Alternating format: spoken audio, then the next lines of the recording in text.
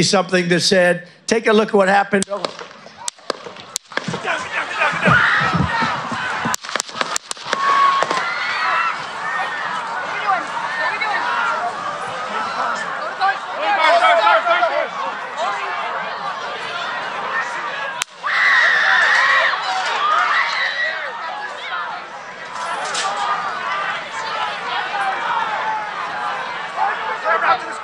Move it spare. Hold. When you're ready. On you. Ready. Move. Up. Move. Go. Up. Hawkeye's here. Hawkeye's here. Move it to the spare. Spare, get ready. Spare, get ready. We ready? Down. Shooter's down. Shooter down. Are we good? Shooter's down. Shooter's down. Are we good to move? Shooter's down. We're good to move. We're clear. We're Let's clear. move. We're clear. Let's move. We're clear.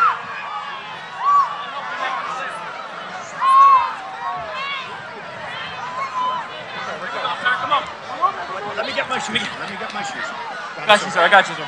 Let me get my shoes, sir. Hold that in your head. It's bloody. So we gotta move to the bus.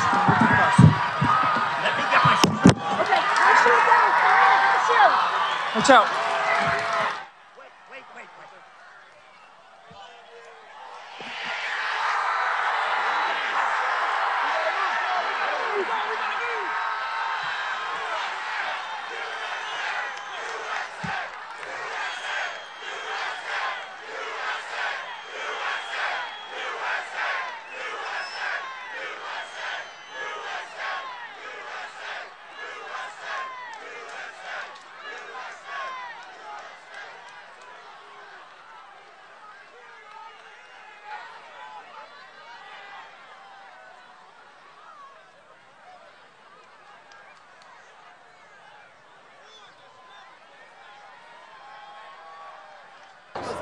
Then he ran over the microphone Shannon saying, let me grab my shoes as they tried to take them off. So we're just trying to figure out what happened.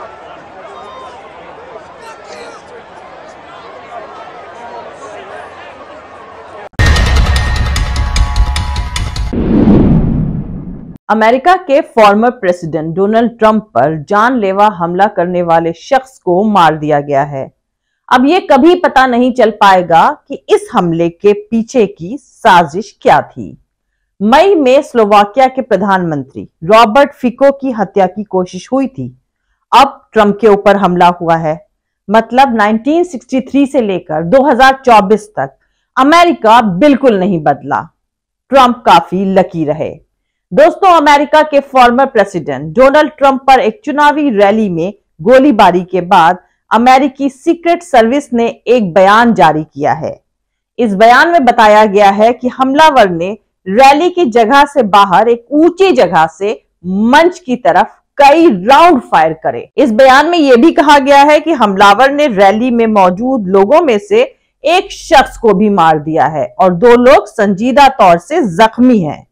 एजेंटों ने हमलावर को मौके वारदात पर ही मार दिया। पूरा बयान कुछ इस तरह से जारी किया गया है कि पेंसिल्वेनिया के बटलर में फॉर्मर प्रेसिडेंट ट्रंप की चुनावी रैली के दौरान 13 जुलाई की शाम तकरीबन 6:15 बजे एक शूटर ने रैली की जगह से बाहर एक ऊंची जगह से मंच की तरफ कई गोलियां चलाई। अमेरिकी सीक्रेट सर्विस के लोगों ने हमलावर को नाकाम कर दिया है, जो अब मारा जा चुका है।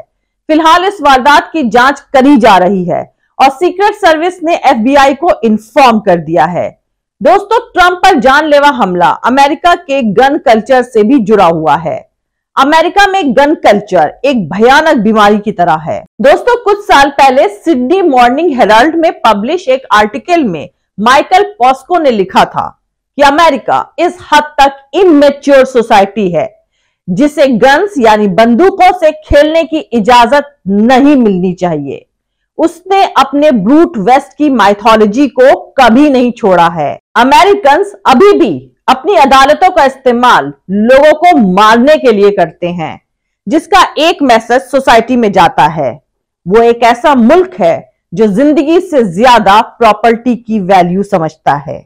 कुछ साल पहले बंदूकों पर हल्का फुल्का कंट्रोल करने के लिए ओबामा के प्रपोजल को रिपब्लिकन और डेमोक्रेटिक पार्टीज के लेजिस्लेटिव मेंबर्स ने नकार दिया था। अमेरिका को समझने के लिए माइकल पॉस्को की बात बेहद अहम है। लंबे अरसे से तमाम आर्टिकल्स और किताबों में कहा गया है कि अमेरिका की बुनियाद में वायलेंस की मेंटालिटी है। वायलेंस के बिना अमेरिका को इमेजिन करना मुमकिन नहीं है। तमाम राइटर्स के तरफ से लिखे गए अनगिनत आर्टिकल्स में 1991 में इराक पर हुए अमेरिकी हमले के वक्त का जिक्र है, जिसमें कहा गया है कि ज्यादातर जानकार इस बात से एग्री करते थे कि अमेरिकी मेंटालिटी में जंग जुड़ी हुई है। 1991 में इराक पर हुए अमेरिकी हमले के वक्त अमेरिका जैसा तब देश दिखाई देता था, वैसा ही आज भी है, और आज भी वैसा ही महसूस हो रहा है कि जैसे जंग की जोर शोर से तैयारियां चल रही हों। खैर, 1991 में इराक पर हुए अमेरिकी हमले में बमबारी तय थी और हजारों लोगों की मौत भी होनी थी, जिन्हें महज कोलैटरल डैमेज के तौर पर मार्क किया जाना था। तब किसी ने टिप्पणी करी थी कि जब अमेरिका दूसरे देशों को बो यानी नतमस्तक करने के लिए उन पर बॉम्ब बरसाता है, उन्हें स्टोन एज में धकेलने के लिए अक्खड़पन दिखाता है, तभी अमेरिका की सड़कों पर गन कल्चर के चलते बहुत सारे बेगुनाह लोग बंदूकों से जुड़े वायलेंस में मारे जाते हैं। खैर दोस्तों, अमेरिका में नवंबर 2024 में होने वाले राष्ट्रपति चुनाव में फॉर्मर प्रेसिडेंट डोनाल्ड ट्रंप और मौजूदा प्रेसिडेंट जो बाइडेन उम्मीदवार हैं। कुछ दिनों पहले CNN टीवी पर ट्रंप और बाइडेन के बीच एक डिबेट हुई थी, जिसमें दोनों नेता बीमार और काफी स्ट्रेन से नजर आए थे। बाइडेन की उम्र 81 साल है और ट्रंप 78 साल के हैं। उस डिबेट में बाइडेन के खराब परफॉर्मेंस से डेमोक्रेट्स घबरा गए थे। अभी चुनाव को 2-3 महीना बाकी है और हो सकता है कि डेमोक्रेटिक पार्टी अपने उम्मीदवार को बदल दे, पर तमाम जानकारों का मानना है कि दोनों उम्मीदवार अमेरिका के फ्यूचर के लिए घातक साबित होंगे। बाइडेन तो अभी 2 लड़ाई यूक्रेन और इजराइल फिलिस्तीन में नाकाम हो गए हैं, और अगर वो दोबारा चुने जाते हैं तो यूक्रेन इसराइल दोनों अपनी इंटीग्रिटी और सोवरेनिटी नहीं बचा पाएंगे। वहीं जानकारों का यह भी मानना है कि अगर ट्रंप चुनाव जीतकर दोबारा प्रेसिडेंट जनवरी 2025 में बन जाते हैं तो ट्रंप के दूसरे टेन्योर में पूरी दुनिया की इकोनॉमिक कंडीशन पर संजीदा नेगेटिव इंपैक्ट पड़ेगा और अमेरिका की घरेलू इकोनॉमी पर भी इसका बहुत खराब असर होगा। ट्रंप की पॉलिसी से अमेरिका में इन्फ्लेशन और बेरोजगारी बढ़ेगी और अमेरिका का विश्व गुरु का ताज उड़ जाएगा। खैर, विश्व गुरु से याद है मोदी जी। तो दोस्तों, अमेरिका के पेंसिल्वेनिया में फॉर्मर अमेरिकी राष्ट्रपति डोनाल्ड ट्रंप की एक रैली के दौरान गोलाबारी की भारत के प्रधानमंत्री नरेंद्र मोदी ने निंदा करी है। पीएम मोदी ने कहा है कि वो डोनाल्ड ट्रंप पर हमले से काफी फिक्रमंद हैं। उन्होंने सोशल मीडिया वेबसाइट एक्स पर लिखा है कि मेरे दोस्त और फॉर्मर प्रेसिडेंट डोनाल्ड ट्रंप पर हुए हमले से मैं बेहद फिक्रमंद हूं। इस वारदात को शार्पली क्रिटिसाइज करता हूं। सियासत और डेमोक्रेसी में वायलेंस के लिए कोई जगह नहीं है। उनके जल्दी हेल्दी यानी सेहतमंद होने की कामना करता हूं। दोस्तों, पेंसिल्वेनिया की एक चुनावी रैली में कान पर गोली लगने के बाद बाल बाल बचे डोनाल्ड ट्रंप को हॉस्पिटल से छुट्टी मिल गई है। फॉर्मर प्रेसिडेंट ट्रंप को संडे को विस्कॉन्सिन के मिलवॉकी में होने वाले रिपब्लिकन नेशनल कन्वेंशन में भी जाना था।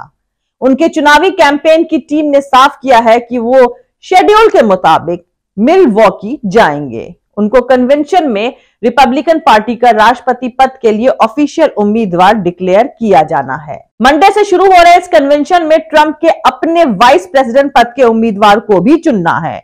डोनाल्ड ट्रंप ने पेंसिल्वेनिया की अपनी रैली में गोलीबारी की वारदात के बाद कहा है कि उनके दाएं कान के ऊपरी हिस्से पर गोली लगने से वो जख्मी हुए हैं। उन्होंने अपने ट्रूथ सोशल अकाउंट पर कहा है कि एक सरसराहट की आवाज और गोलियों की आवाज सुनकर मैं फौरन समझ गया था कि कुछ गलत हुआ है और गोली मेरी स्किन को छूकर निकल गई। बहुत सारा खून निकल गया था तो मुझे एहसास हुआ कि क्या कुछ हो रहा है। इस वारदात पर फौरन रेस्पॉन्स देने के लिए ट्रंप ने सीक्रेट सर्विस और दूसरी कानूनी एजेंसियों का शुक्रिया अदा किया है। उन्होंने कहा है कि ये अनरिलायबल है कि हमारे देश में इस तरह की हरकतें हो सकती हैं।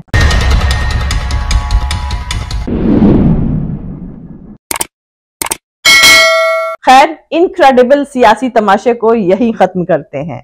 मिलते हैं अगले वीडियो में किसी दूसरे नए सियासी तमाशे के साथ। जय हिंद, सत्यमेव जयते, अल्लाह हाफिज। दोस्तों, हमारा पूरा वीडियो और दूसरे और वीडियोस देखने के लिए हमारा YouTube channel political Tamasha with doctor Arshi को सब्सक्राइब करके वहां पे लगी बेल आइकॉन को जरूर दबा दें ताकि आपको हमारे आने वाले हर वीडियो की अपडेट्स एकदम टाइम पर मिलती रहे। और दोस्तों, अगर आपको हमारे वीडियोस इंफॉर्मेटिव लगते हैं, अगर आपको हमारा काम पसंद आता है, तो फिर आप अपने इस चैनल को सपोर्ट कर सकते हैं इसके पेट्रॉन बन करके, या फिर इसकी मेंबरशिप लेकर के, या फिर दोनों ही तरीके से। और दोनों का ही लिंक मैंने अलग अलग इसी वीडियो के डिस्क्रिप्शन में डाल दिया है। और आप हमें फॉलो भी कर सकते हैं हमारे ट्विटर यानी एक्स पर, हमारे फेसबुक पेज पर और हमारे इंस्टाग्राम पर। मेरा ट्विटर हैंडल है @arshi aziz khan। Thank you, मिलते हैं अगले वीडियो में।